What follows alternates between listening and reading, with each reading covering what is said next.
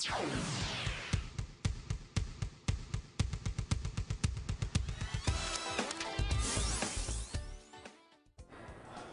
estamos de volta com o seu programa e Estilo de Vida, hoje falando sobre um alimento que está presente nas diferentes fases da nossa vida, que é o mingau. Como tornar essa preparação, que é super fácil, mais saudável. E é isso que a gente está falando, a gente falou no bloco anterior e a gente vai continuar falando. A gente estava discutindo um pouquinho dos benefícios do mingau de aveia, a gente viu que a consistência dele é diferente. Tem que ter um cuidado também, porque se você coloca uma quantidade muito grande de aveia, aí coloca leite, a gente percebe que ele dobra a quantidade, né, doutora? Sim, ele tem esse poder, né? É como o arroz, né? A gente cozinha uma quantidade de arroz e ele dobra de tamanho, de quantidade, assim mesmo é a aveia. E a gente já consegue entender o porquê que ele traz essa questão da saciedade, né? Porque ele se torna ainda mais no nosso organismo. Exatamente. Agora a gente já falou sobre o mingau de arroz, mas a nossa região amazônica, e graças a Deus que a gente mora aqui, né? Para você que está acompanhando da internet, que ainda não conhece as nossas iguarias da região, então vem para cá conhecer porque são muito gostosas. Eu adoro realmente. Tem um outro tipo de mingau que só tem aqui na nossa região, que é o de banana pacovã.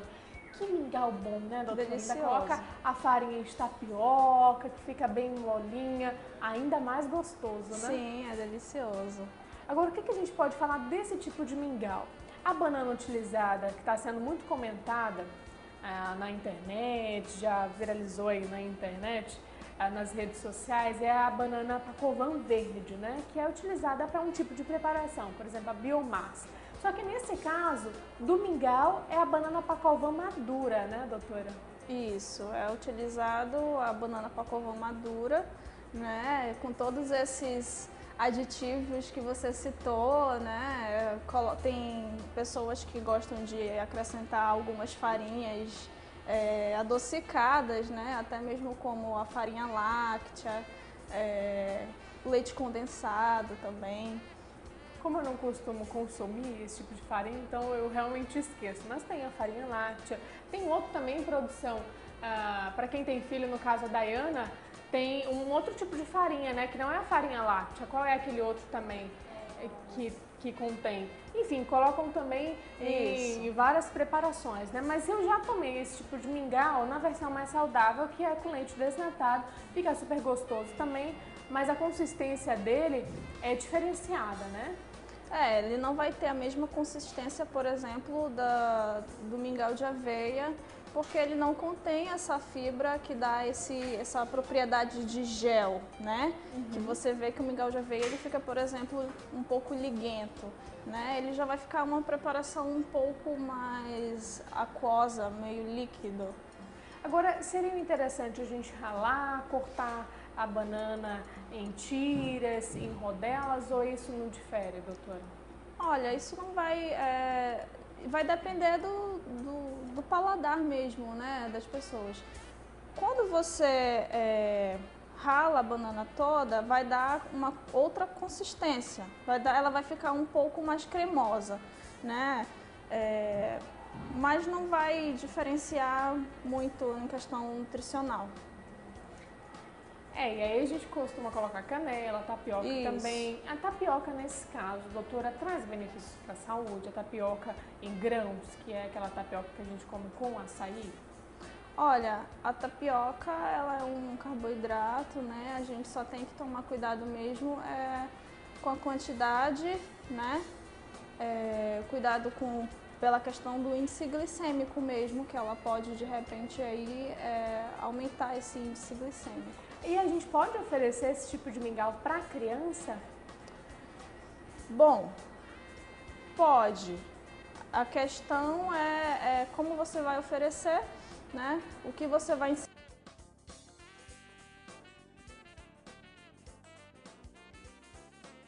Também da idade da criança, né? Se ela já tem capacidade de mastigação, né? Realmente a gente tem que tomar cuidado, até mesmo mingau de aveia, né? A gente tem que, dependendo da idade da criança, ou triturar, ou escolher o farelo, né? Justamente com esse... Então a gente tem que ter essa preocupação, né? Isso. A gente tem um outro mingau também que a gente tem aqui, que é o da mandioca. E aí a gente pode comprar para facilitar a nossa vida, facilitar a vida das mamães que estão em casa, esse material já a mandioca ralada, pronto para preparo, digamos assim, mas sem nenhum aditivo, sem açúcar, sem absolutamente nada. E a gente tem aqui esse tipo de mingau, a consistência dele, eu vou pegar aqui, Hudson, pra gente mostrar, também tá com... É bem cremoso, né? É cremoso, é delicioso, gente. E aí a consistência dele fica muito parecida com a da maisena, até mesmo pela coloração, né, doutora? E aí ele não apresenta como a aveia no caso, nenhum farelo, flocos. Não, ele parece mesmo com essa consistência cremosa. E aí, então, esse tipo de mingau pode ser oferecido para criança por não ter nenhum talo, digamos assim, da mandioca, da macaxeira? Pode sim, levando em consideração sempre a frequência que a gente vai oferecer o mingau para a criança, né, e a quantidade, por todos os fatores que nós falamos anteriormente, né, para não interferir nos outros alimentos, né, cuidado também com o açúcar que é ofertado, para não criar esse paladar muito doce para as crianças, pode sim. Agora, no caso do diabético, ele pode consumir o mingau de mandioca? Olha, de todos esses tipos de mingau que nós estamos vendo aqui, o mais indicado realmente é o mingau de aveia. Ele é o mais indicado, né, por toda essa propriedade que ele tem dessa fibra beta-glucana, né, que vai estar auxiliando aí na questão do índice glicêmico. Os outros tipos de mingau não é uma questão proibida, né? Mas você tem que ter muito cuidado, né? Como você vai ingerir, a quantidade, o que você vai inserir. Se tem mandioca, tira o açúcar. Nenhum tipo de açúcar é necessário nesse caso, né? Por que não inserir, de repente, uma semente como a chia, né? Que é muito rica em fibra, fica delicioso o mingau. Então, assim, são opções que a gente tem para inserir na nossa alimentação que muitas vezes a gente desconhece. Agora que eu não mostrei também que a gente tem aqui, é o mingau de arroz. Eu vou pedir para o nosso cinegrafista, Hudson, pegar aqui pra gente, que ele tem uma outra consistência também. Só que por conta do nosso ar-condicionado, todos ficaram praticamente do mesmo jeito, né, doutora? E aí tem essa consistência, essa questão, a gente falou da mastigação, da deglutição, da fase, né, do que a criança está, a gente tem que verificar isso com bastante cuidado, né, com cautela, doutora, porque aqui a gente percebe que tem uns grãos maiores, inclusive, né? Isso. Que é até mais difícil de mastigar do que a aveia. Para as crianças, no caso, o arroz ele pode ser triturado, né? Pode ser oferecido a farinha do arroz. Olha que bom, gente.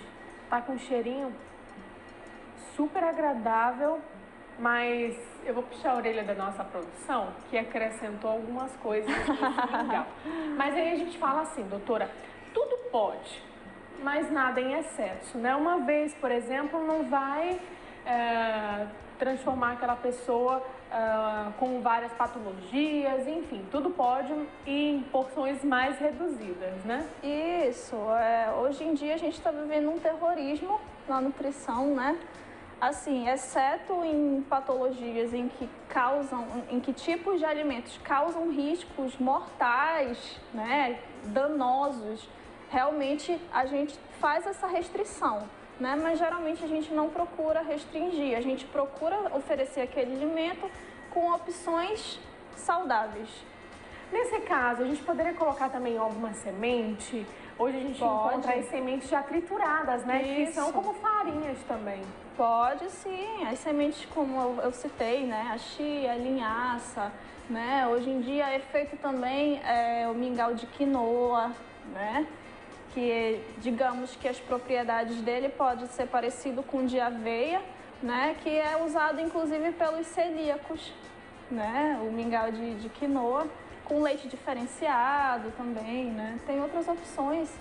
Esse eu não conhecia, mas realmente a gente vai ter uma outra oportunidade para trazê-lo aqui, porque tudo que é novidade a gente quer saber, doutora. Agora me veio outra questão na cabeça. A gente já falou desse grupo de celíacos que não pode introduzir certo tipo de alimento, que no caso é o trigo, o glúten. Isso. Mas tem outro grupo de pessoas também, no caso, que apresentam intolerância ou até alergias à lactose. Nesse caso, o que fazer? Não apresentar um mingau? Apresentar sim, né? Apresentar. A nutrição, ela é maravilhosa, né? E ela dá meios pra gente substituir, fazer substituições de ingredientes na nossa alimentação.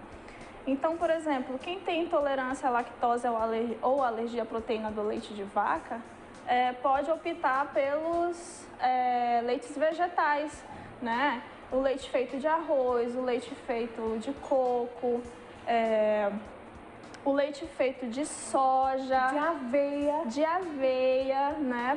Tem o leite de aveia também, que é uma delícia, né? Fácil de preparar, você pode preparar em casa, né? No caso, o leite de aveia não poderia já ser indicado para os celíacos, não pela aveia. A aveia naturalmente não possui, né, o glúten.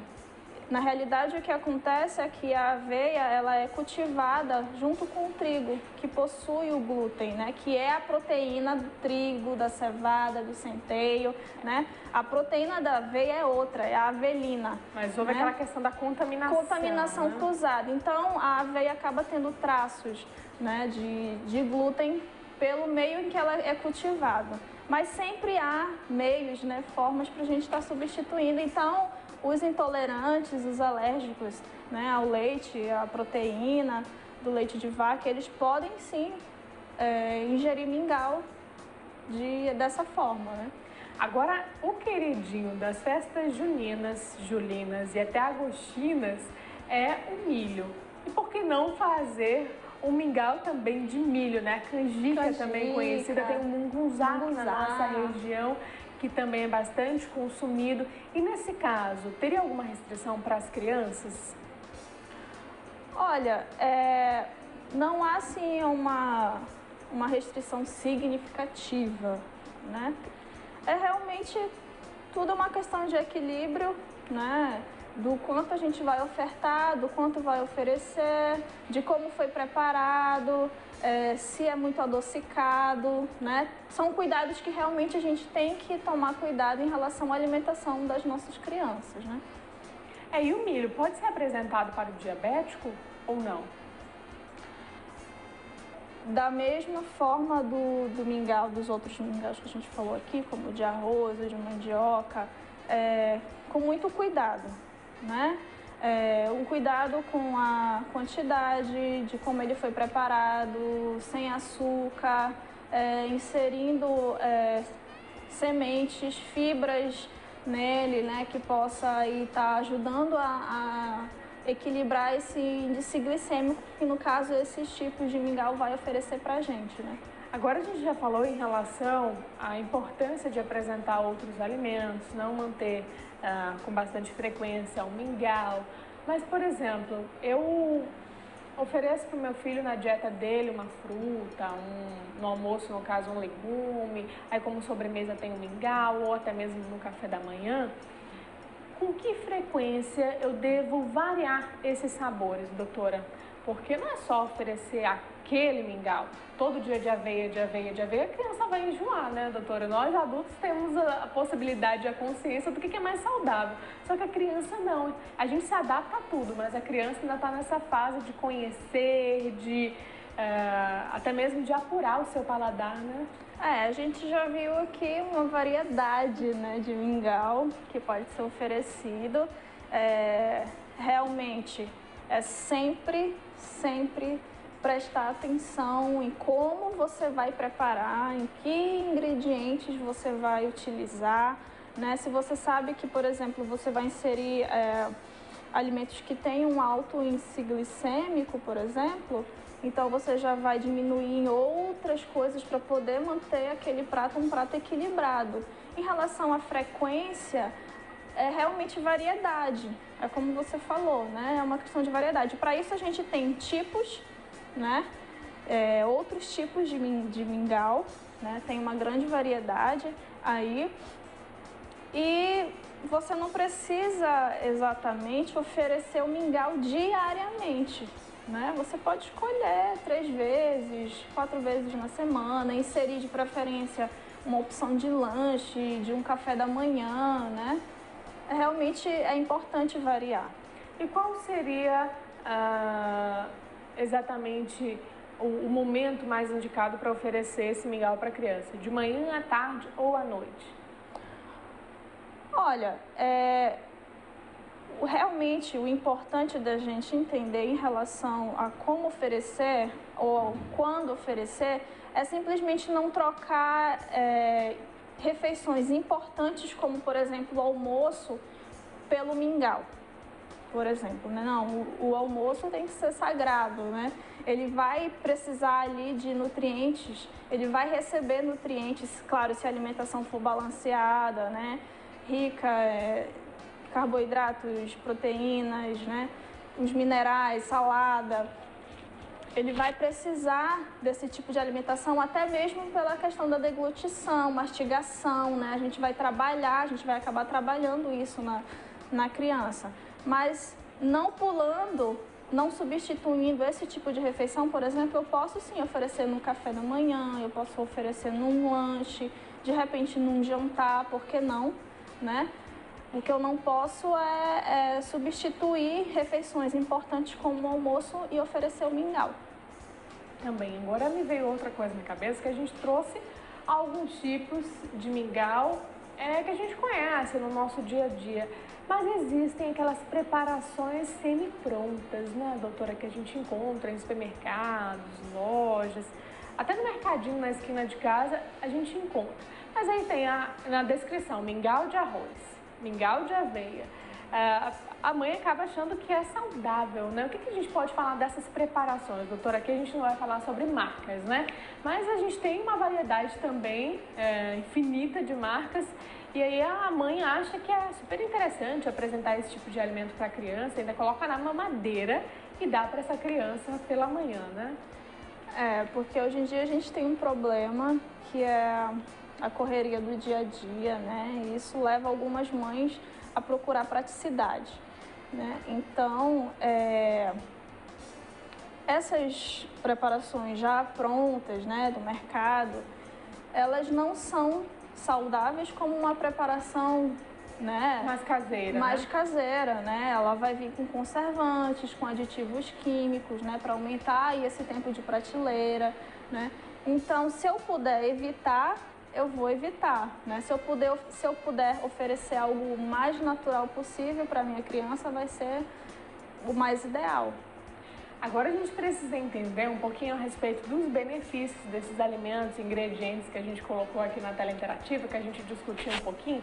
Por isso eu vou pedir para a nossa produção colocar a nossa tela interativa número 3. A gente vai entender como é que funciona isso. A gente já falou da aveia, mas a gente vai reforçar aqui os seus benefícios. Ela ajuda na prevenção do câncer, reduz o risco de asma, ajuda também nessa questão da digestão e da perda de peso também, né, doutora? A Leila perguntou pra gente, a gente pode consumir esse alimento todo dia? A gente falou que pode, né? Agora, em relação à quantidade, doutora, a gente tem aqui na nossa mesa uma quantidade muito grande, né? Que seria para 3, 4 pessoas. Qual seria essa quantidade? Um copo de 250, menos, uma tigela? Em relação à quantidade, no máximo uma quantidade de 300 ml. No máximo, seria um pouquinho mais do que um copo descartável, né? Isso. Agora eu vou pedir para a nossa produção passar para a nossa tela interativa número 4, que vai trazer outro tipo de ingrediente para a gente, alguns benefícios também da aveia. A gente já falou sobre o colesterol, que ela tem esse poder de controlar, né? A aveia é rica em fibras solúveis, o que reduz os níveis de colesterol ruim. O que são as fibras solúveis, doutora? Só para a gente entender esse contexto. Bom, as fibras solúveis é em relação, porque tem as fibras solúveis e as fibras insolúveis. É relacionado também ao meio em que elas se dissolvem, né? No meio em que, por exemplo, é em água, é em gordura, né? Por isso que tem lipossolúvel, né? Em relação ao meio. Também, né? Isso, a aveia também ajuda nessa questão da proteção do coração, os antioxidantes na aveia protegem contra as doenças cardíacas. Doutora, é com essa tela interativa que a gente vai para um rápido intervalo, dá mais um tempinho para as pessoas participarem. Tá dando água na boca, viu? Pena que a televisão não tem esse poder de transmitir o cheirinho aqui que está no ar, uma mistura de arroz com aveia, com mandioca também. E você de casa, se quer participar do nosso bate-papo, fazer parte ao vivo aqui da nossa conversa, participe através do nosso WhatsApp. Anota aí, está aparecendo na sua tela. Não se esqueça, um intervalo rapidinho e a gente já volta. Até lá.